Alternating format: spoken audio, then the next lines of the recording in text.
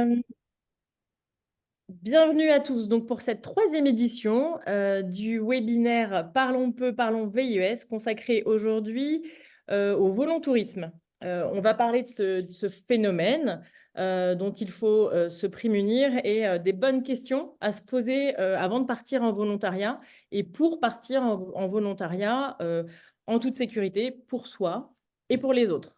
Alors pour ça, on a 1 heure qui sera consacrée entre autres au témoignage de 2 anciens volontaires et bénévoles témoins de volontourisme. Et on met l'accent sur un grand temps de questions-réponses qui vous est consacré à vous qui êtes auditeurs. Pour les questions, je vous invite à les poser exclusivement dans le chat, s'il vous plaît. On n'a pas suffisamment de temps et vous êtes nombreux pour donner la parole à chacun. Rassurez-vous, on est plusieurs en back-office à pouvoir y répondre en direct pour les plus courtes questions et les plus simples qui renvoient vers des sites, etc. Et on répondra aux autres en live si cela vous convient. Donc, pour parler de ce vaste sujet de volontourisme à mes côtés aujourd'hui, Sébastien Marot, qui est directeur de Friends International, avec qui nous avons récemment travaillé à la construction d'une campagne de communication qui lutte contre le volontourisme. Et merci Sébastien de ta présence. Et Marie Cool, ancienne volontaire, qui témoignera de son expérience de volontourisme et bien sûr des opportunités qu'elle a su saisir et créer, notamment à travers sa mission de chargée de partenariat chez Akpelo. Et enfin, Kofi Akpalou, qui est un ancien bénévole et vice-président de la même association Akpelo. Alors, sans plus attendre et très rapidement, on rentre dans le vif du sujet. Je vous rappelle juste qui nous sommes, qui est France Volontaire. France Volontaire, c'est la plateforme du volontariat international d'échange et de solidarité, de son petit nom, le VIES. On permet l'envoi et l'accueil de volontaires en Afrique, en Asie, en Amérique latine, au Moyen-Orient et en Océanie, et donc hors Europe. L'envoi de volontaires donc sur des missions qui vont de quelques semaines à plusieurs mois, voire plusieurs années, dans les domaines de l'environnement, de la santé, de l'éducation, de la culture et aussi du sport. Plus récemment, nous avions un vaste programme en lien avec les Jeux olympiques, par exemple. À noter que toutes ces missions qui nous permettent d'envoyer ou d'accueillir des volontaires sont toujours construites dans l'intérêt général et co-construites avec des partenaires sur le terrain. J'ajoute qu'on est un opérateur du ministère de l'Europe et des Affaires étrangères. Je le dis ici parce que cela nous oblige et cela confère à nos missions un cadre de qualité qui permet de partir en toute sécurité quand on est volontaire et qui n'a pas d'impact négatif sur les populations locales.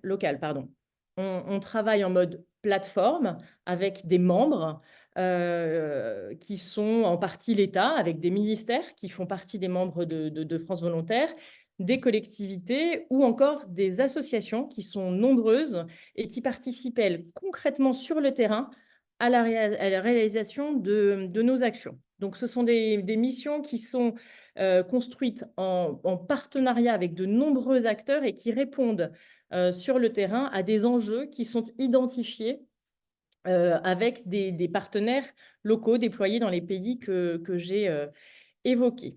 On pourra mettre dans le chat le site et les différents réseaux de chacun des intervenants pour que vous ayez plus d'informations si vous le souhaitez. Je laisse tout de suite la parole à Sébastien Marot. Merci Sébastien, donc directeur de Friends International, qui va nous présenter en quelques minutes donc, les missions de Friends. Merci. Merci. Bonsoir tout le monde. Merci d'être là, nombreux et nombreuses. Donc, rapidement, Friends International, en quelques mots, malgré son nom, c'est une association française qui a été fondée en 1994. Donc, ça fait 30 ans que nous travaillons avec les enfants et les jeunes marginalisés et leurs familles. Ça inclut les enfants de la rue, les enfants qui travaillent, les enfants hors de l'école, les jeunes sans emploi, les jeunes drogués, les jeunes dans l'industrie du sexe, en prison, enfin, tous ces jeunes et ces enfants qui sortent du système. Et notre travail, c'est de les aider à devenir ce que nous appelons des citoyens fonctionnels et productifs. Donc, fonctionnels, ça veut dire qu'ils connaissent les règles de société. Productifs, ça veut dire qu'ils sont membres du développement de leur pays. Et puis, citoyens, c'est des membres actifs de leur société. Donc, pour faire cela, on travaille essentiellement en Asie du Sud-Est, mais un peu en Afrique, un peu au Moyen-Orient, et puis récemment de plus en plus vers l'Europe. Les projets directs sont essentiellement au Cambodge, d'où je vous appelle ce soir, en Thaïlande, en Indonésie, au Laos et au Myanmar. Et on peut définir notre travail en deux phases. La première phase, c'est la protection, c'est-à-dire que nous avons des équipes de maraudes qui sortent jour et nuit pour donner des services essentiels à tous ces enfants, pour s'assurer qu'ils restent en bonne santé et que leur sécurité soit assurée. Et puis en deuxième phase, c'est ce que nous appelons construire les avenirs, c'est-à-dire que pour les jeunes, les petits, c'est retourner à l'école et rester à l'école le plus longtemps possible. Pour les jeunes adolescents et jeunes adultes, c'est l'accès à l'emploi, notamment avec tout un gros programme de formation professionnelle et d'accès au travail.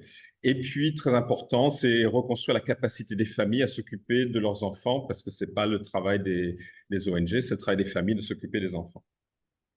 Mais depuis les débuts de Friends, on sait qu'il faut également travailler avec tous les acteurs de la société, pas juste les enfants et les familles, mais tout le monde, et tous les acteurs de cette société qui tous ont un impact très direct sur la vie de ces enfants. Ça comprend les entreprises qui évidemment sont au cœur de l'économie, les gouvernements, les écoles, c'est là où les enfants se regroupent, les donateurs. Et puis, il y a deux groupes très importants qui ont un effet et un impact très direct sur les enfants et les jeunes dans notre région. Ce sont les touristes. Il y a même 145 millions de touristes en Asie du Sud-Est avant le Covid, et puis les volontaires. Et ces deux groupes sont essentiels. Et donc, en 2005, on a monté un programme qui répond aux besoins et comment intégrer et engager tous ces acteurs de la société. C'est le mouvement Child Safe. C'est des programmes de sensibilisation et de protection. Sensibilisation, on a des programmes d'information, on a 7 conseils qu'on distribue aux entreprises, 7 conseils aux voyageurs, 7 conseils aux volontaires, etc.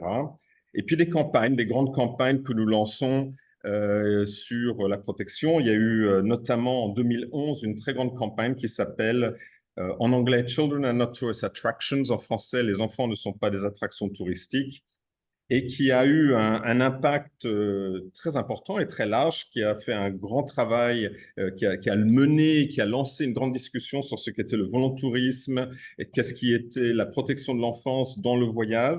Et c'est à partir de là que tout ce travail sur le volontourisme a été développé.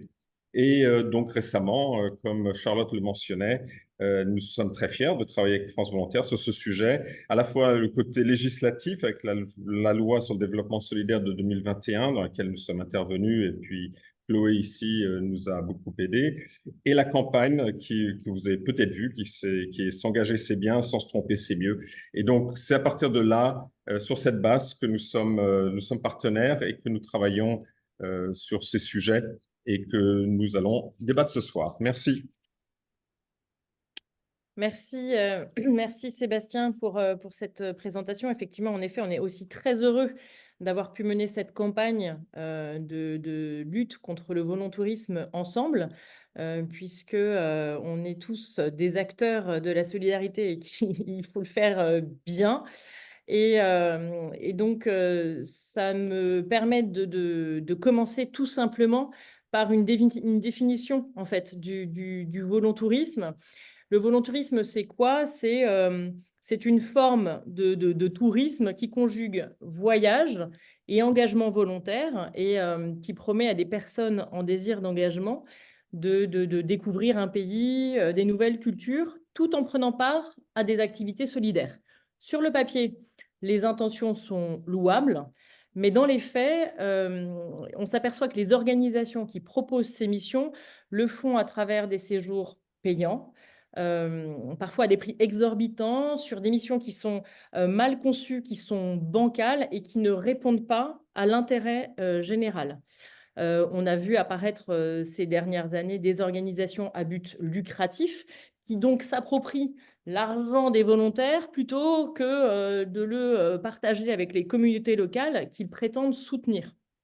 Donc, il y a déjà quelque chose de très flou au niveau de la traçabilité des fonds qui sont donnés par les volontaires. Et au-delà de ça, on constate que les conditions d'émission qui sont menées dans le cadre de volontourisme sont tout à fait discutables. Au mieux, l'impact est nul sur le terrain auprès des communautés locales et des communautés d'accueil. Au pire, elles sont mises en danger et les volontaires le sont parfois eux-mêmes. Donc, on attire l'attention sur ces organisations-là qui adoptent les codes de la solidarité internationale et qui ont des stratégies marketing, des stratégies de communication qui laissent parfois qui permettent le doute aux personnes qui ont envie de s'engager et qui ne savent pas forcément qu'elles sont elles-mêmes victimes de ces associations. Donc, l'objet de ce webinaire et plus largement des actions que nous menons et que nous menons tous et avec Friends International, c'est vraiment d'inciter les personnes en désir d'engagement à bien définir leur parcours et leur désir, justement, et puis de se poser les bonnes questions pour partir dans les meilleures conditions pour elles, mais aussi pour les communautés locales. Sébastien, je te laisse compléter et enrichir surtout avec votre expérience du terrain et les constats que vous avez pu faire, vous, sur le terrain, de toutes ces dérives qui mettent en danger l'ensemble des parties prenantes. Ouais, merci. Et en effet, comme j'ai dit, il y a eu une montée du tourisme depuis quelques années, et puis surtout un changement en fait très important dans la façon euh, dont les touristes voient leur voyage et cette espèce de quête de sens qu'ils rajoutent au voyage pur d'aller juste voir des bâtiments, mais aussi avoir un sens et notamment social dans ce qu'ils font. Et donc, depuis 20 ans, on a observé ces changements, on a observé cette montée, on a vu ce qui se passe. Et c'est vrai qu'il y a un grand nombre de dérives. Il faut partir du reconnaître que oui, ça part tout d'un très bon sentiment et souvent et le plupart du temps d'un désir très positif de participer, de faire un changement. Mais honnêtement, trop souvent, cette pratique du volontourisme et parfois le volontariat, quand il n'est pas bien géré, pas bien organisé, ça mène au problème. Et c'est exacerbé, comme l'a dit Charlotte, parce qu'il y a un grand nombre d'acteurs qui essaient de profiter de ce secteur qui est devenu très lucratif. On parle quand même de 2 milliards de dollars de revenus sur un an. Et il y a même des gens qui sont absolument pas dans le métier qui organisent ça. Par exemple, il y a des agences tourisme qui organisent des voyages de volontaires. C'est absurde, c'est idiot. Et donc, ce qui risque de se passer, c'est que le volontaire risque de se tromper ou d'être trompé et en conséquence d'avoir un effet négatif sur les enfants et sur les communautés qui sont censées aider. Et nous, on a vu donc plusieurs problèmes et j'en ai mis 4 en avant. Premier, c'est souvent le problème du profil du volontaire et le choix du placement qui sont pas toujours très bons. J'ai une amie, Pipa, qui raconte dans son livre une histoire qui est triste mais très drôle. C'est qu'elle était dans un orphelinat en Amérique latine, je crois, et elle construisait un mur et elle découvre que la nuit, les gens du village venaient, démontaient le mur, le remontaient proprement, parce que eux c'était pas des maçons, ces jeunes volontaires. Donc les gens du village revenaient pour le remonter, et puis le lendemain matin, les volontaires continuaient à monter le mur sans réaliser qu'en fait, ben, c'était la communauté qui s'y était mise pour réparer le mur des volontaires. Au Cambodge, nous avons régulièrement des écoles où il y a le mur des volontaires qui est à repeindre à chaque fois qu'il y a un groupe de volontaires. On ne sait pas très bien quoi faire avec eux. Et hop, ils repeignent le même mur parce que ça les occupe. Et il y a un aspect à ça qui est un peu triste aussi, c'est que tous ces travaux qui sont faits, en fait, retirent des jobs aux parents et un revenu aux parents des enfants qu'on est censé aider. Il y a aussi les cours d'anglais. Ça, c'est un grand classique. Cours d'anglais. J'ai vu plein d'étrangers qui ne sont pas anglophones donner des cours d'anglais et c'est un peu lamentable d'avoir un accent et zéro, enfin ils sont pas assez bons en anglais. Et Pippa racontait aussi dans son livre qu'elle s'est trouvée en Afrique à s'occuper d'enfants victimes du sida. Et elle réalisait que ne connaissant pas la langue, ne connaissant pas la culture, elle était en fait complètement inutile. Et pire que ça, c'est que les gens qui s'occupaient des malades du sida devaient s'occuper d'elle. Et donc, ça retirait du temps et de l'énergie que ces gens pouvaient donner aux malades pour s'occuper du volontaire. Donc, si c'est mal organisé, si c'est mal conçu, ça peut créer des problèmes. Le deuxième, c'est le modèle économique que le volontourisme crée, en fait. Euh, Ça crée des orphelinats parce que il n'y avait pas beaucoup d'orphelinats au Cambodge. Il n'y avait pas besoin parce que la guerre est passée depuis longtemps. Et on a vu au début des années 2000, tout d'un coup, une montée du nombre d'orphelinats qui a explosé parce qu'il y avait une demande des touristes. Et ces orphelinats étant vides, il fallait les remplir. Donc, on est allé chercher les enfants dans les familles. On a donc arraché les enfants aux familles pour les mettre dans les orphelinats, pour avoir des orphelins, pour que les touristes puissent venir jouer avec ces enfants et se sentir utiles. Et donc, ça crée des gros problèmes. Et si on regarde en plus au marketing, la base du marketing, c'est je dois gagner de l'argent avec ces orphelinats, donc mon orphelinat doit être un peu moche, mes enfants doivent être un peu tristes, un peu malades, un peu mal vêtus. Et donc, ça crée ce désir d'aider de la part du voyageur qui donne de l'argent, super, mais je ne vais pas casser mon modèle économique en reconstruisant mon centre, en habillant mes enfants, ça casserait mon modèle économique. Donc l'argent part dans les poches et non pas aux enfants. Donc, en fait, on a créé un modèle qui est aux dépens des enfants, qui exploite entièrement les enfants, et c'est pas bon, et c'est mal géré, et souvent, il y a de l'abus d'enfants qui se passe. Le troisième impact, qui à mon avis est très important, c'est l'impact sur les enfants, parce que les jeunes qui arrivent, les volontaires qui arrivent, et surtout les volontouristes, et quand c'est mal organisé, c'est que ça prend la place des adultes locaux.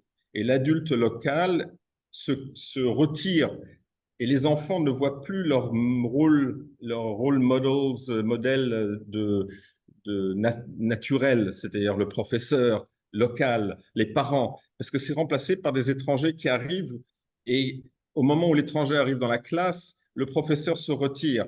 Et donc les enfants voient très bien la dynamique.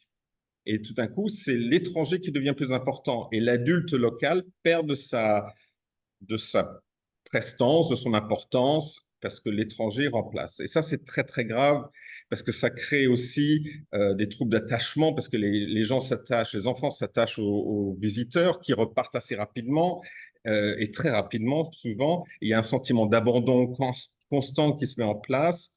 Et puis, les cours qui sont dispensés par ces volontaires de 3 jours, eh ben, ils ne sont pas en lien ni avec le curriculum national, et ça renforce donc deux choses, c'est la désocialisation de l'enfant et puis la déscolarisation de l'enfant, parce que ça n'a aucun sens dans le contexte de l'éducation du pays.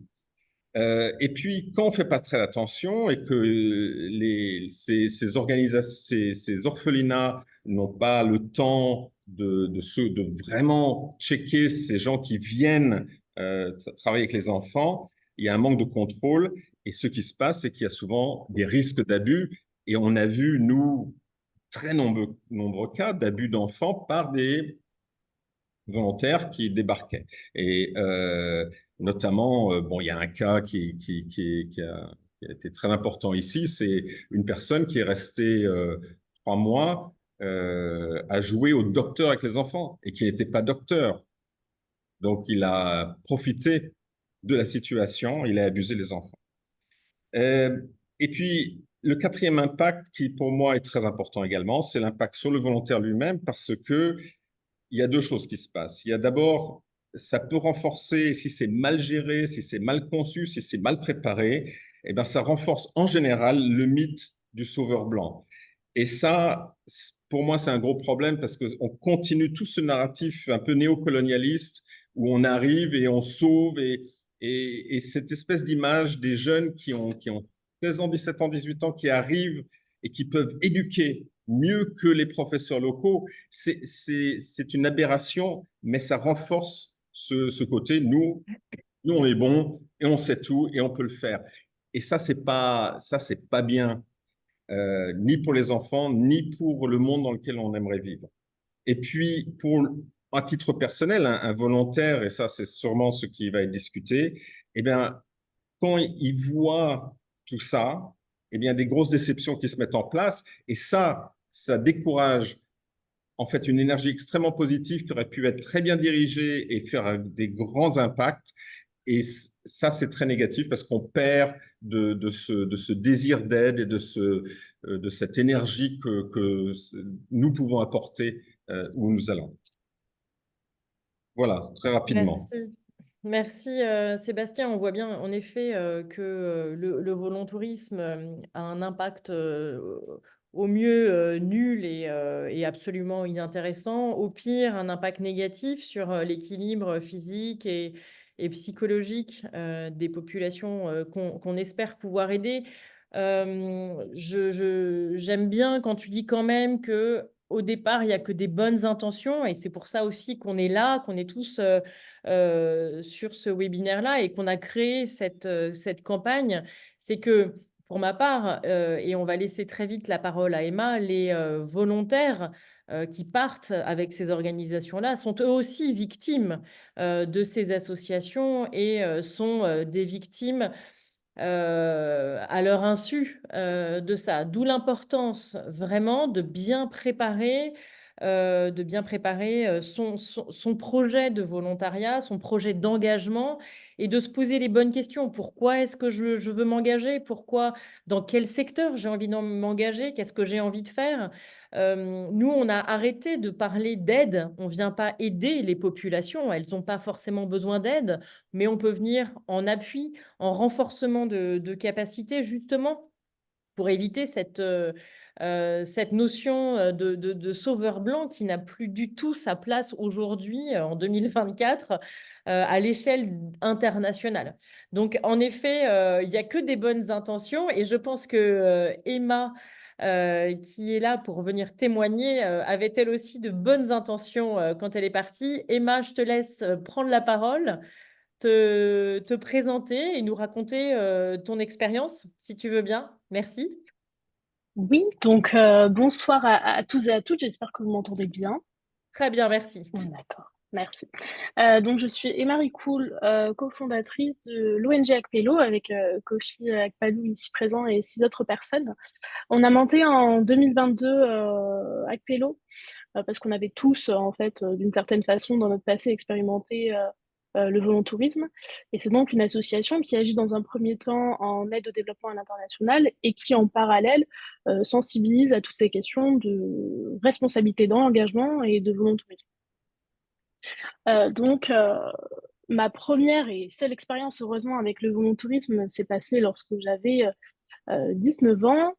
J'expliquais la dernière fois à Florian, donc de France Volontaire, que j'ai décortiqué cette expérience en 3 phases, donc le avant, le pendant et le après, et que tout ça fait un package de tout ce qu'il ne faut pas reproduire finalement. Donc, vous allez voir, je vais être très autocritique, mais il faut être dans sa vérité et la réalité est là. Comme beaucoup de personnes, avant de partir, j'étais en année sabbatique, donc j'avais fait une pause dans mes études. J'étais également très perdue dans mon avenir. Il y avait eu un événement pas cool qui s'était passé dans ma vie. Voilà, donc j'avais aussi sur ma bucket list à checker le voyage humanitaire. À cause de cet événement dont je viens de parler, je voulais dire par là que je n'étais absolument pas disponible émotionnellement et que donc je m'étais occupée de rien dans l'organisation de ce voyage. Donc, du contact de l'association avec l'association jusqu'à l'obtention de mon visa, j'ai laissé ma sœur faire, pas très sympa finalement, à tel point que je ne savais même pas où était situé le Togo, donc pays où j'allais, en Afrique. Donc, pendant ce voyage, on est parti donc avec une association qui proposait des missions d'animation avec les enfants et qui nous avait également proposé de construire une bibliothèque pour ces enfants. Je tiens à préciser que j'étais issue d'école de commerce, que je n'avais ni formation dans l'enfance, ni formation dans la maçonnerie. Donc pendant le voyage, je me suis vite rendu compte que j'étais pas prête pour ça, J'avais l'impression d'être une imposteur. Je n'avais ni la patience, ni la maturité, ni la présence d'esprit nécessaire pour m'occuper d'enfants. En fait, j'étais complètement dépassée par la situation. J'étais également très touchée par la réalité que je voyais. J'avais 19 ans, quoi. Et puis, je pleurais tous les jours. Ma sensibilité était tout le temps à fleur de peau. Et en fait, personne ne m'avait préparé à ça. Personne ne m'avait formée et personne ne m'avait donné de consignes. Et puis, au fond de moi, je savais évidemment que je n'étais pas à ma place, mais je sentais aussi que quelque chose n'allait pas avec l'association. J'ai d'ailleurs fini par me disputer très violemment avec les dirigeants. En fait, on a eu plusieurs mésententes qui sont montées crescendo au fil du voyage. Tout d'abord, ils ne répondaient plus, absolument plus à nos messages quand on était sur place. C'était silence radio alors qu'ils étaient très présents avant l'arrivée. Après, on leur demandait de débloquer des fonds qu'on leur avait donnés pour des frais de santé d'enfants qui présentaient des blessures assez importantes, type verre dans les pieds qui s'infectaient, enfin voilà, et qui ont toujours refusé de les débloquer. Et puis, en fin de séjour, on a discuté avec donc notre animatrice, qui était employée de l'association, et on comprend qu'en fait, elle travaille 24 heures sur 24. Elle est payée moins que le SMIC au Togo, donc qui est de 80 euros. Et puis parfois, elle n'est pas payée du tout. Et on finit par demander à notre bailleur de fonds, pour être bien sûr, à notre bailleur de fonds, pardon, à notre bailleur, là où on louait les chambres, combien sont louées les chambres par l'association. Au fur et à mesure, on a commencé à faire les calculs de ce qu'on donnait et de ce qui était censé être utilisé par l'association. Et en fait, on se demandait où allait l'argent. Voilà. Donc, si ça ne va pas aux employés, si ça ne va pas aux frais de santé des enfants et si ça ne va pas aux bailleurs, où va l'argent? Et puis, donc, à notre retour, on a pris connaissance des termes de volontourisme, de syndrome du sauveur, etc. On s'est renseigné pendant des mois, on a appris, on s'est associé et on s'est formé, on se forme encore aujourd'hui pour monter notre propre association qui au départ est étudiante et donc avec nos valeurs et toute notre éthique et toutes nos expériences en soi. Donc ça a commencé par un projet d'assainissement avec le chef du village d'Assomé au Togo et aujourd'hui donc on tente en parallèle de faire prendre conscience aux autres qu'il est possible de s'engager différemment. Et donc je l'ai fait, je me suis engagée différemment. Je suis donc aujourd'hui étudiante en solidarité internationale et développement durable.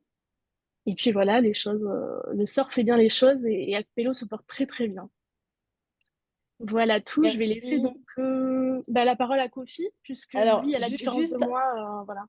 une petite intervention, Emma, merci beaucoup parce que c'est extrêmement intéressant de venir témoigner de ce piège dont tu as été aussi victime. Tu as parlé d'un point extrêmement important auquel il faut faire attention. Je vois dans le chat qu'il y a pas mal de questions sur notamment comment est-ce qu'on sait que c'est une bonne ou une mauvaise organisation, etc. Il y a une question un point hyper important, c'est la préparation. Tu disais, Emma, que tu n'avais reçu aucune préparation. Tu ne savais rien du pays, tu savais même pas où c'était, tu ne savais rien quasiment de ta mission. Et c'est un point de vigilance extrêmement important à avoir en tête sur la notion de préparation. On ne peut pas vous envoyer comme ça en 2 clics sur Internet dans une mission et c'est fait. Donc, on y reviendra en détail tout à l'heure. Je reprendrai cette question-là et avec Sébastien également. Mais en effet, il y a toute la partie en amont. Elle doit être extrêmement solide pour que l'expérience sur le terrain soit hyper profitable à tous. Pardon pour cette petite parenthèse, mais je laisse la parole à Kofi tout de suite, qui va aussi nous parler de son expérience de bénévole. Bonjour à tous, j'espère que vous m'écoutez bien. Oui, on t'entend. Ouais, Merci, Kofi. ok. Moi, c'est Akpal Kofi, je suis vice-président de l'association Acpello.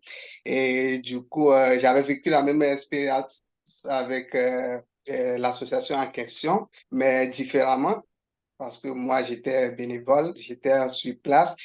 Et du coup, comment ça s'est passé? L'association était venue dans notre village et c'est un ami qui m'a premièrement parlé de cette association, comme quoi il y aura des gens qui vont venir dans notre village pour aider le village à se développer sur plusieurs plans. Du coup, ils m'ont demandé si j'ai des disponibilités, je pouvais les accompagner, les aider à s'intégrer dans le village et tout. Bah, en ce moment, moi, je sortais fraîchement de l'école, j'avais une licence en développement local et participatif. Du coup, je me disais, bah, c'est une belle opportunité, pourquoi pas mettre mes compétences au profit de ma communauté. Du coup, là, j'ai commencé par les accompagner et à un moment, il y a eu certaines choses qui ont commencé par me questionner parce que je voyais qu'ils étaient plus aussi dans l'assistanat. Et du coup, ça a créé un lien de telle sorte que les gens, les enfants du village, quand ils venaient vers nous, ils demandaient uniquement que de l'aide et tout. Et moi, des fois, il y a des enfants qui m'ont approché pour me demander de l'aide et tout. Bah, je comprenais plus du tout. Et du coup, à un moment donné, j'ai commencé par me questionner. Et aussi, à notre niveau, ils avaient certains avantages parce que moi, je les accompagnais pour s'intégrer dans le village, pour pouvoir mettre bien en place leurs actions.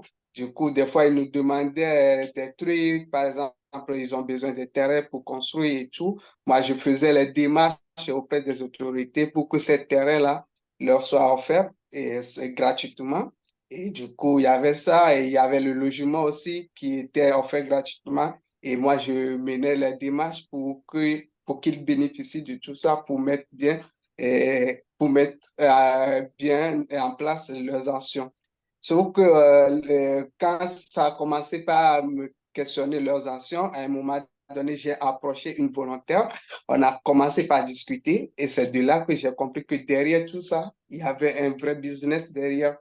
Et du coup, la volontaire me disait, ouais, tout ce qui est, par exemple, frais de déplacement, le logement et tout, c'était payé par leurs propres frais, alors qu'à notre niveau, le logement, c'était offert gratuitement.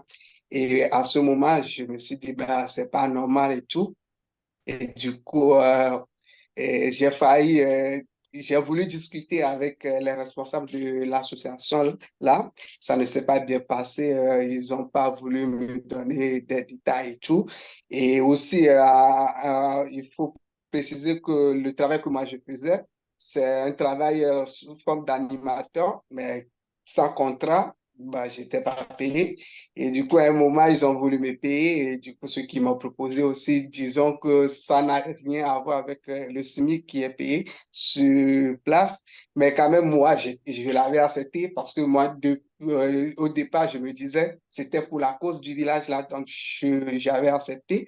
Mais arrivé à un moment, le salaire aussi n'était plus payé. Et du coup, c'était compliqué. Et de là, la volonté dont je parlais tout à l'heure, on a discuté et elle aussi m'a mis en contact avec d'autres volontaires, dont Emma. Et de là, on a discuté, et on a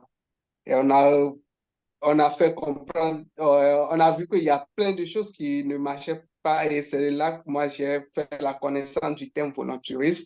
Disons qu'avant, moi je connais rien du tout du volontarisme et c'est de là on a discuté et on s'est dit, bah, pourquoi pas se mettre ensemble pour créer quelque chose de profitable au village. Et c'est là qu'on a mis en place Aquelo qui intervient actuellement dans ce village-là.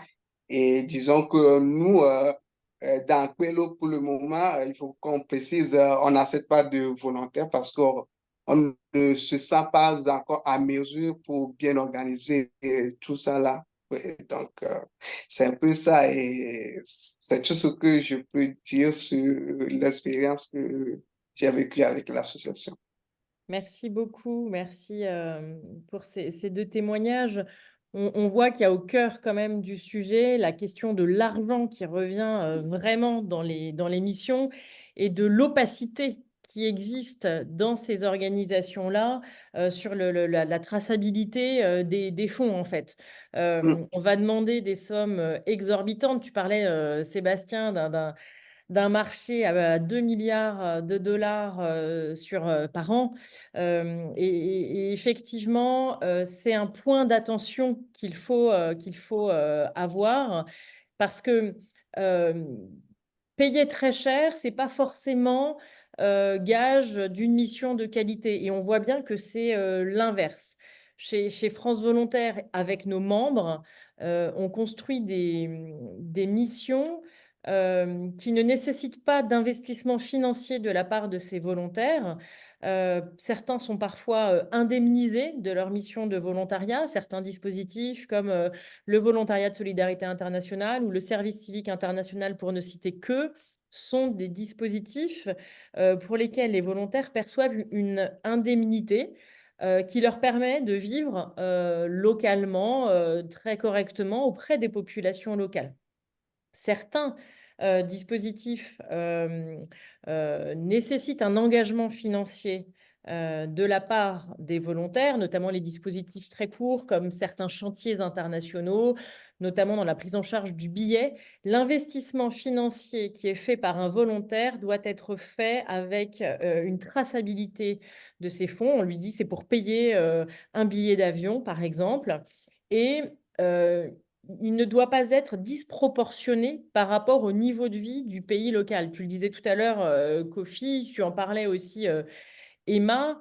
Il y a une différence entre payer 3 000 € pour 15 jours de mission de volontourisme et vivre au sein d'une association où le SMIC dans le pays est à 80 €.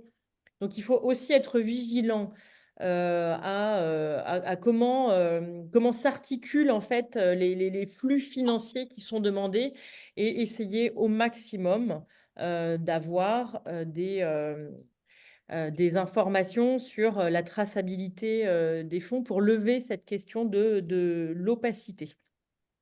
Donc, merci Kofi pour ce témoignage parce qu'effectivement, on retrouve cette question de l'argent au cœur du volontourisme. Je vois dans le chat qu'il y a pas mal de questions et notamment sur, j'ai pris la sensibilisation et la valorisation auprès des universités.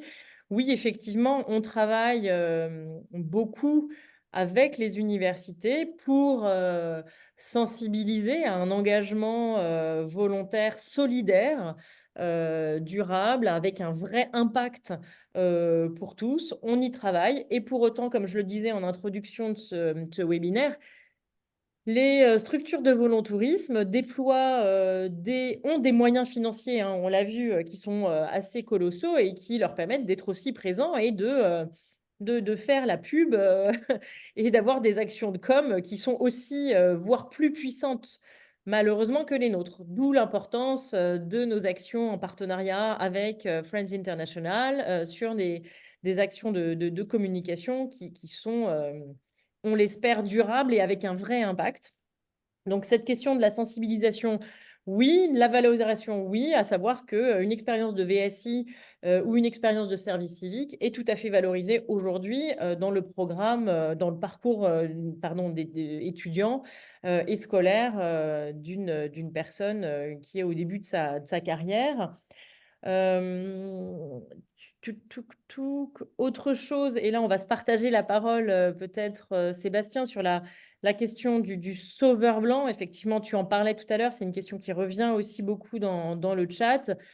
Côté France Volontaire, je suis très claire là-dessus. Il n'y a pas de sauveur blanc qui part en mission de VIES aujourd'hui. On est dans une position de co-construction des projets qui sont encore une fois menés localement avec les acteurs et les autorités locales. On vient parfois en appui, on vient en soutien avec des expertises particulières, mais nos volontaires apportent un peu, mais apprennent aussi beaucoup. Donc, on n'est pas, et on combat cette image du sauveur blanc qui n'a plus du tout sa place, à notre sens, en 2024.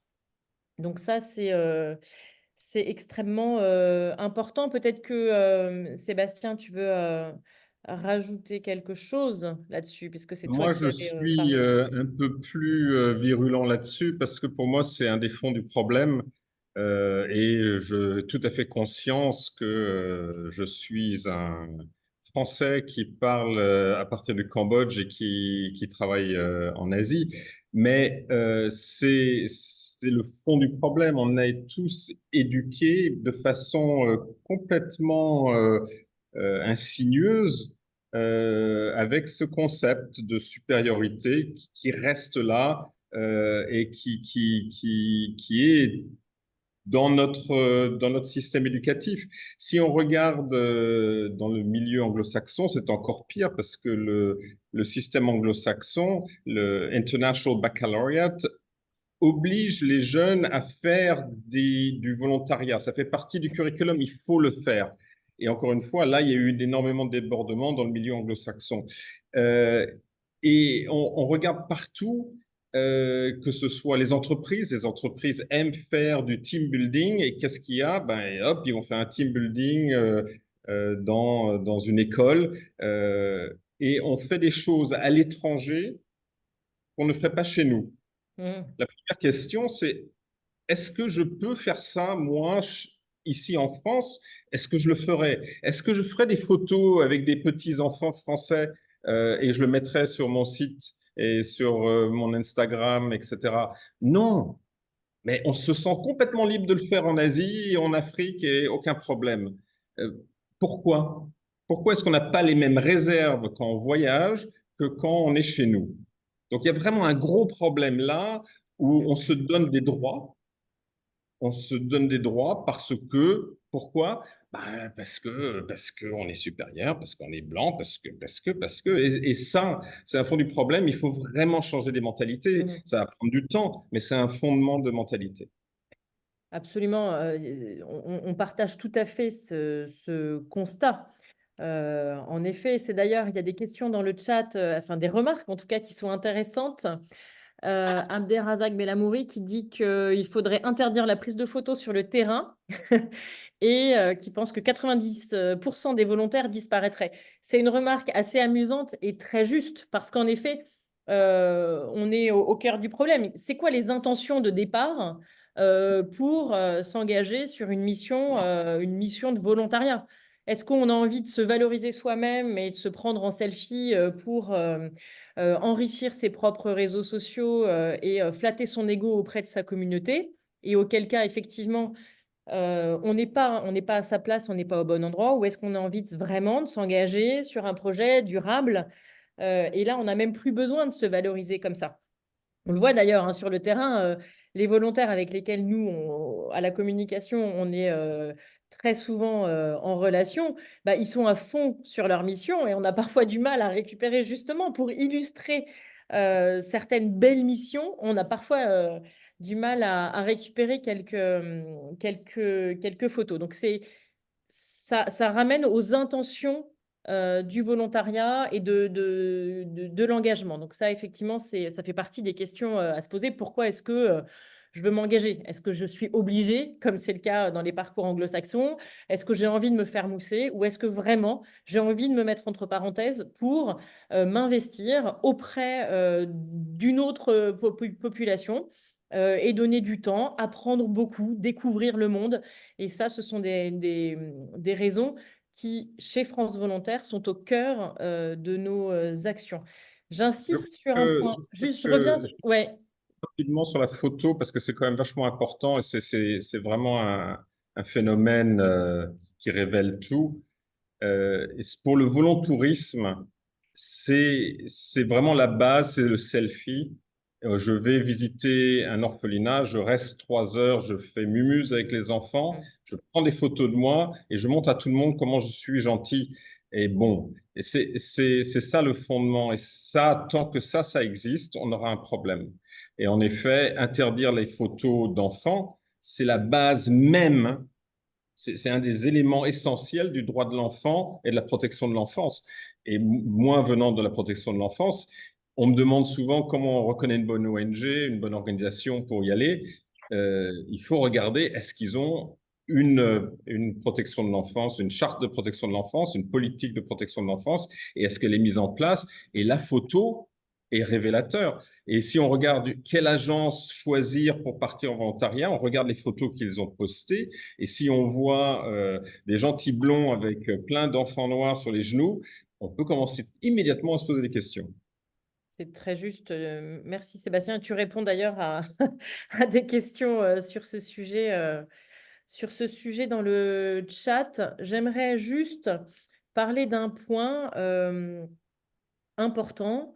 C'est la question de la réciprocité qui est extrêmement importante à nos yeux chez France Volontaire et pour nos membres également. Parce que donc on envoie des volontaires français à l'international, mais on accueille aussi des volontaires internationaux sur le territoire français dans la même dynamique, c'est-à-dire avec un partage d'expérience, un partage de culture, un partage de connaissances et un enrichissement mutuel des deux côtés. Donc, c'est-à-dire que la question il n'y a plus de supériorité blanche, en fait. Et à la supériorité, on préfère la réciprocité, c'est-à-dire l'équilibre des mobilités. Aujourd'hui, c'est un principe fondamental chez nous qui se fait dans une moindre mesure, hein, on ne va pas le nier. On envoie plus de volontaires qu'on en accueille. Mais pour autant, c'est un sujet extrêmement important et qui fonde les actions de France Volontaire dans une démarche partenariale avec les pays hors Europe que je citais tout à l'heure. Donc, c'était une petite précision que je voulais apporter aux différents commentaires qui sont notés là. Un commentaire qui dit, vous parlez que des enfants. En effet, c'est mon métier et c'est la base et c'est souvent là où les gens aiment beaucoup partir, c'est là où il y a des enfants. Mais c'est vrai qu'il y a du volontariat avec la protection de l'environnement, des animaux. Et il y a quand même des problèmes qui se posent à ce niveau-là également. Et il faut faire très attention. Et je rebondis sur ce que dit Charlotte. Pour moi, il y a plusieurs types de volontaires. Et il faudrait remettre les pendules à l'heure parce qu'il y a le volontaire qui arrive avec un savoir-faire qui est utile et il peut venir en réciprocité, c'est-à-dire en former les équipes locales à un savoir-faire qu'elles n'ont pas. Et puis là, il y a un échange qui se passe parce que c'est des professionnels qui parlent aux professionnels et ça, c'est très fort parce que les deux gagnent. Et puis après, je suis désolé, mais il y a tous les petits jeunes qui arrivent, qui sortent de l'université, qui sont entre deux années de cours et qui se disent, ah, j'aimerais bien faire quelque chose. Il faut partir avec un autre principe en tête. Il faut partir avec le principe, je vais apprendre. Pas je vais donner, je vais apprendre. Et ça change complètement l'approche et la façon d'aborder ce volontariat. Parce qu'on arrête de vouloir prendre le pouvoir et d'arriver en disant je sais tout. On arrive humble et en disant ben, je suis un jeune étudiant, j'apprends et ils vont m'apprendre plein de choses. Et ça devient très intéressant parce que la vraie dynamique est là. Les travailleurs sociaux du Cambodge, ils peuvent donner des leçons aux travailleurs sociaux français sans problème. Ils sont extrêmement qualifiés. Donc, il n'y a aucune raison que quelqu'un non qualifié débarque et commence à donner des leçons ou pense pouvoir remplacer.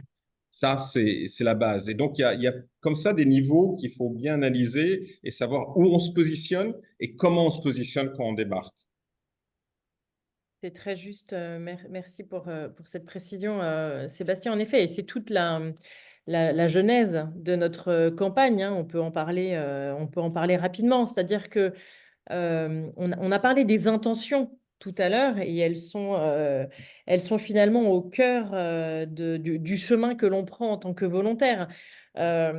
Certains parlaient dans le chat, hein, certains disaient qu'effectivement, les victimes de volontourisme sont des victimes qui ont peut-être plus les moyens. Alors, en effet, il y a une question d'argent, mais il y a aussi fondamentalement une question d'état d'esprit dans lequel on se place avant de s'engager. Et on en revient à la question, pourquoi est-ce que je veux m'engager? Est-ce que j'y suis contraint par mon université? Est-ce que je veux juste me faire mousser? Ou est-ce que je veux apprendre, grandir, partager une culture? Tout ce que tu disais, Sébastien, est très juste, et m'enrichir d'une expérience collaborative avec des gens complètement différents. Et ça, je pense que c'est extrêmement important de l'avoir en tête.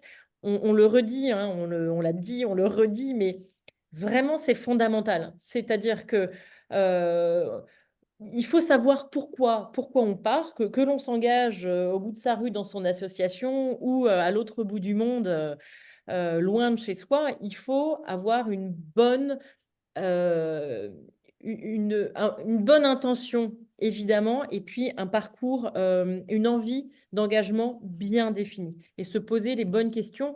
Je ne sais pas si dans le chat, je ne l'ai pas vu passer, on a renvoyé vers la page stop-volontourisme.org qui rappelle en fait les quelques étapes et les bonnes questions. Et la première question, c'est pourquoi je pars.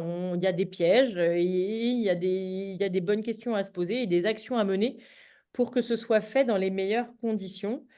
Vous y retrouverez également des pistes de réflexion pour trouver une bonne mission. Il y a beaucoup de questions dans le chat. Sur comment est-ce que je sais qu'une ONG fait du volontourisme ou pas. Tu y as un petit peu répondu, Sébastien, hein. Effectivement, si vous voyez clairement, hein, un adulte blanc entouré d'enfants, bon, posez-vous des questions aussi. Le piège, c'est de s'engager sans se renseigner, en fait, parce que on est juste un produit, enfin victime d'une démarche marketing dans laquelle on se serait enfermé. On a trouvé un beau site, on a vu des super photos, des beaux paysages, on s'est dit c'est génial, je vais découvrir le monde et en même temps je vais faire une bonne action. Ça ne suffit pas. Ça ne suffit pas. Renseignez-vous vraiment sur l'organisme, hein, qui vous propose la mission. On revient sur la question de l'argent, mais essayez de savoir où part votre argent, si vous avez à en débourser, bien sûr.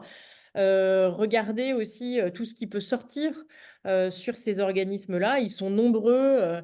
Nous, on ne dénonce pas chez France Volontaire les mauvaises structures, mais on appuie celles qui ont une démarche éthique. Donc ça, j'ai vu passer le lien dans le chat. Donc vraiment, essayez de vous poser les bonnes questions sur la mission, sur l'organisme, sur l'argent qu'on vous demande, comment est-ce qu'il est utilisé, etc. Et puis, dernier point, et je laisserai la parole, mais c'est qu'est-ce que je vais laisser en fait derrière moi après ma mission? C'est-à-dire que qu'est-ce qui va rester? Ça va être quoi l'impact pour la communauté locale? Ça va être quoi l'impact pour moi, hein, aussi? Et ça, demandez-vous si c'est durable, si c'est une action one shot, si la mission aura vraiment été utile pour vous et pour les communautés d'accueil. Mm. Et je rajouterais même, c'est ce qu'on répète souvent avec Acpelo quand on nous envoie des messages pour nous demander des conseils, on répète toujours trois choses. Si une participation financière qui est relativement conséquente est requise pour une action solidaire, on ne peut pas appeler ça de l'humanitaire. Si personne ne s'intéresse aux compétences ou capacités, c'est pas de l'humanitaire. Si déjà les missions sont proposées sont avec des enfants et que en dessous il y a une petite astérix qui dit peu importe votre CV, vous serez pris entre guillemets. Ça, vous pouvez le constater notamment sur les agences de volontourisme. Et puis, si la tâche pourrait être accomplie par les communautés locales elles-mêmes, c'est pas de l'humanitaire, quoi. Voilà, donc c'est 3 à 4 questions qu'il faut bien se poser et prendre conscience que oui, en effet, tout ce qui a été dit là, ce sont vraiment des réalités. Sébastien, je partage complètement l'avis par rapport au white saviorisme, aux photos avec les enfants. Et d'ailleurs, c'est malheureusement le cas sur certaines grosses ONG certifiées aussi qui utilisent des photos des enfants. Voilà, vous pouvez le voir sur des publicités d'appel aux dons, etc. Tout ça est encore, je pense, très abstrait. Chez France Volontaire, vous l'étudiez énormément, mais bah oui, on ne peut pas jeter la pierre à toute la solidarité internationale qui pourrait être gangrénée par certaines organisations du volontarisme. Malheureusement, c'est encore une fois très abstrait et c'est complètement compréhensible de ne pas faire de blacklistage de toutes les organisations. Oui, oui, c'est très compliqué, effectivement, mais je pense que nous, en tout cas, c'est ce qu'on fait. On met l'accent sur ce qui fonctionne et ce qui est bien conçu. On dénonce le volontourisme, hein, évidemment, on s'y oppose fermement, mais on met l'accent sur sur ce qui est positif, à impact, éthique, durable, responsable. Je vois une question de Kwame dans le chat. Comment se fait l'accompagnement avec France Volontaire? Eh ben, on en revient un petit peu à ce qu'on disait tout à l'heure. Il y a une question de préparation. Quand vous postulez à une mission de volontariat, vous postulez avec une motivation, avec un projet derrière, que vous ayez ou non des compétences. Un certain dispositif de volontariat, notamment le service civique international, ne nécessite pas nécessairement des expertises, bien sûr, mais une motivation sans faille à vous engager. Donc, je viens un tout petit peu infléchir ce que tu disais, Emma. Mais donc, on postule, donc on fait déjà une démarche de montrer sa motivation, de parler de son projet d'engagement, etc., etc. Et, et ça, déjà, c'est une première étape fondamentale que vous n'avez pas nécessairement avec les organisations de volontourisme. Vous cliquez, vous choisissez, vous payez, ça y est, vous partez. Donc, vous vous préparez, vous postulez, vous construisez votre projet, vous passez des entretiens pour savoir si pour telle et telle mission, ça peut coller. Et ensuite, vous êtes préparé. Ça me permet de faire le lien avec ce que tu disais tout à l'heure, Emma, on en a déjà un peu parlé, mais l'étape de préparation chez France Volontaire et chez nos membres, j'insiste parce qu'on travaille vraiment en mode plateforme, elle est indispensable. Vous ne partirez jamais en mission de volontariat avec un membre de France Volontaire ou France Volontaire sans avoir bénéficié d'une préparation au départ pour, pour être armé tout simplement à découvrir un autre pays, découvrir votre mission, savoir quels sont vos droits et devoirs, etc., etc. Donc ça, c'est toute la partie en amont. Et je vais suivre un peu ton cheminement, Emma, hein. Ensuite, pendant la mission, on n'est pas laissé comme ça à l'abandon dans sa structure d'accueil pendant plusieurs semaines, 6 mois, un an, plusieurs années. Non, on est suivi, on a des tuteurs, on a des référents avec qui, en tant que volontaire, on peut discuter, on peut échanger, on peut parler aussi de ses doutes. C'est pas facile de s'engager dans une mission qui est parfois longue. C'est pas facile de quitter son pays, sa famille, ses amis, mais on est accompagné pour ça tout au long de la mission. Il y a un vrai suivi des volontaires sur le terrain qui s'opère et jamais, au grand jamais, vous ne trouverez porte close dans un espace volontariat à travers le monde, ou bien votre tuteur vous laissera sans message, ou la plateforme de sécurité de France Volontaire vous laissera sans réponse, et j'en passe. Donc, avant, pendant et également après, au retour. C'est-à-dire que vous avez mis votre vie entre parenthèses avec d'autres expériences pendant une longue période. Ben, au retour, on est là aussi. On fait un état des lieux de ce qui s'est bien passé, de ce qui est plus difficile, et on vous accompagne pour la recherche d'une autre formation, la recherche d'un emploi et la valorisation de cette expérience dans votre CV et auprès de votre réseau. Donc, en fait, l'accompagnement, il est vraiment indispensable. Et je pense que c'est aussi un point à noter, hein, c'est que si vous arrivez à cliquer sur Internet et à avoir votre mission en 3 secondes, posez-vous la question de vous dire: «Oh là là, mais est-ce que je suis pas mal embarqué, quoi? Je ne sais pas où je vais, qu'est-ce que je vais faire, qui sont mes interlocuteurs?» et cetera, et cetera. Si c'est trop facile, c'est louche. Parce que ça doit répondre vraiment à une démarche réfléchie, qui est tout à fait, louable et qui répond à, un projet d'engagement qui vous est propre et qui différera de celui de votre ami, de vos voisins, et cetera. Et donc si c'est trop facile, c'est louche, faut pas y aller. Faut être en alerte, en fait. Il n'y a pas de...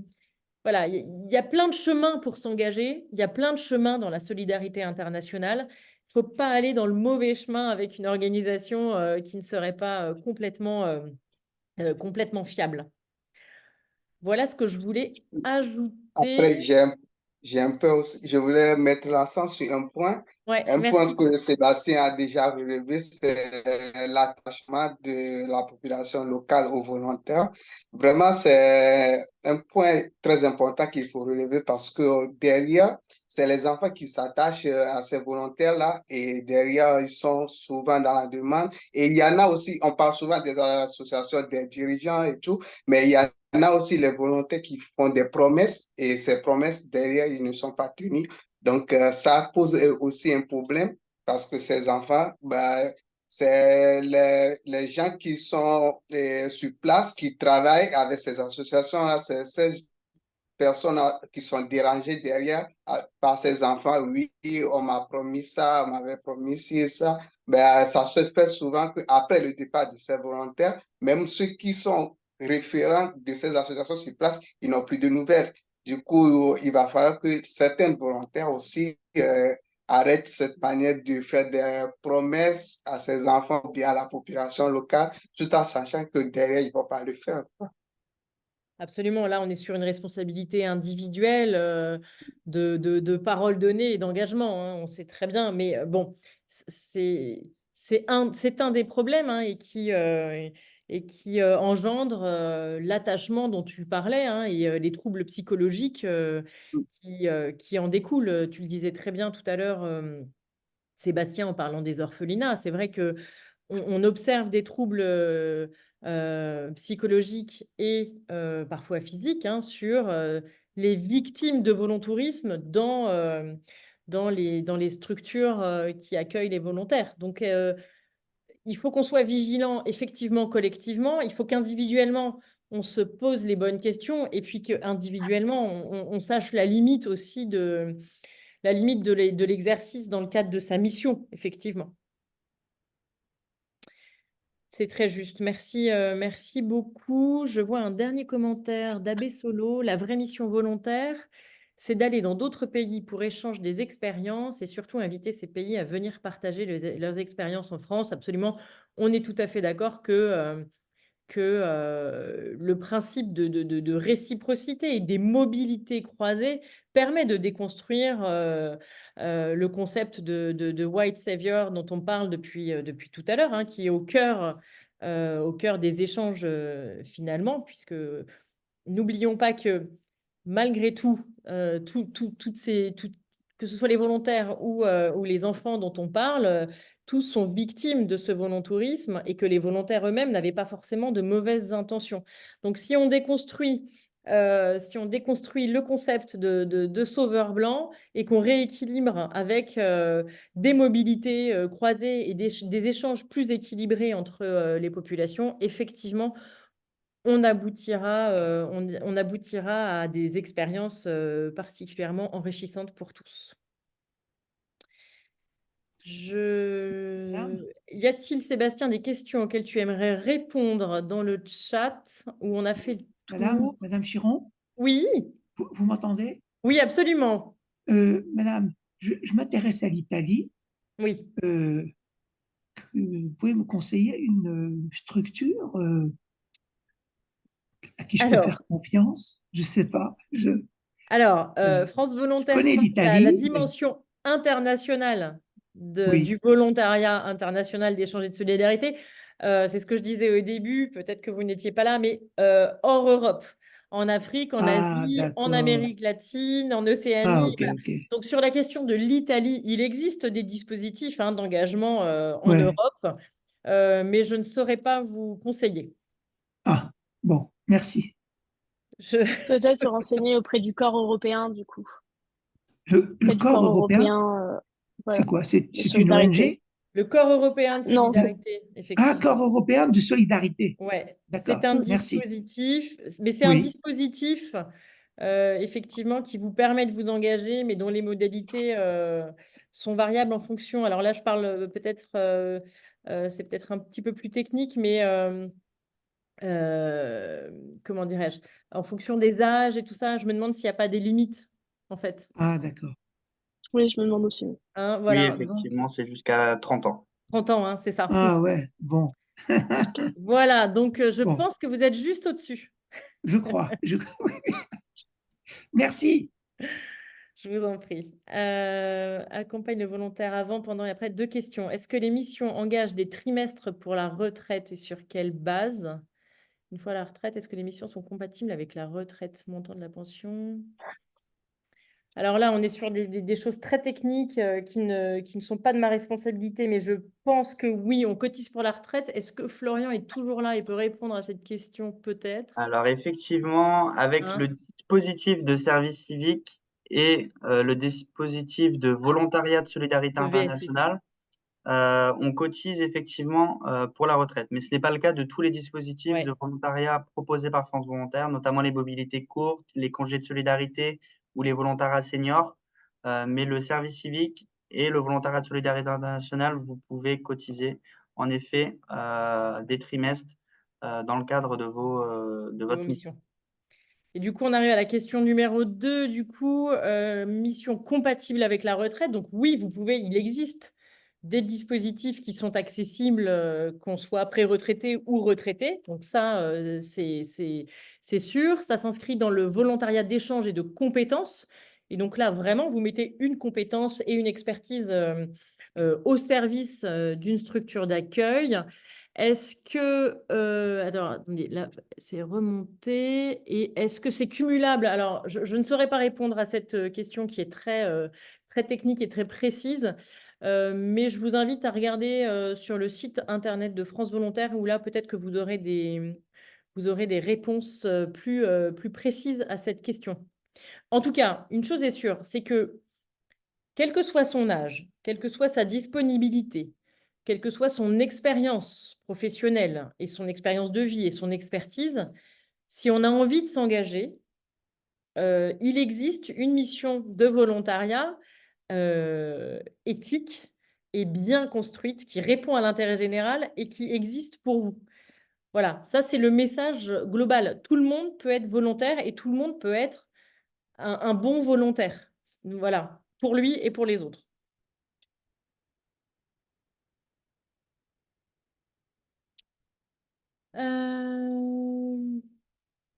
Écoutez, je crois qu'on a fait le tour des questions. Comment faire pour vous rejoindre afin de participer à la sensibilisation auprès de la jeunesse?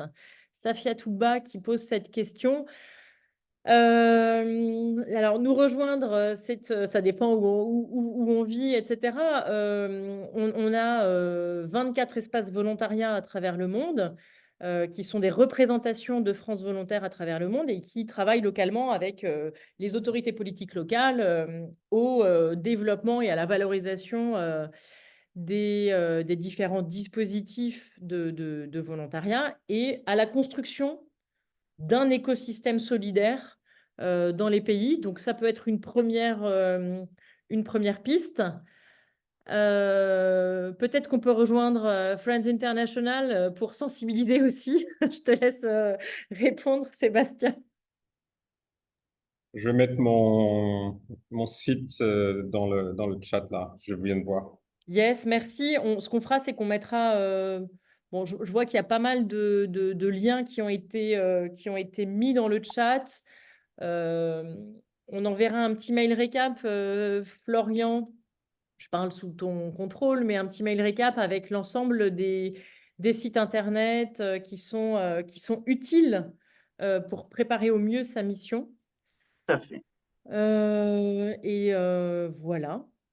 Écoutez, je pense qu'on a fait le tour. Il est 18h14. On a un tout petit peu dépassé le temps qu'on avait prévu, mais avec des questions et des échanges très intéressants.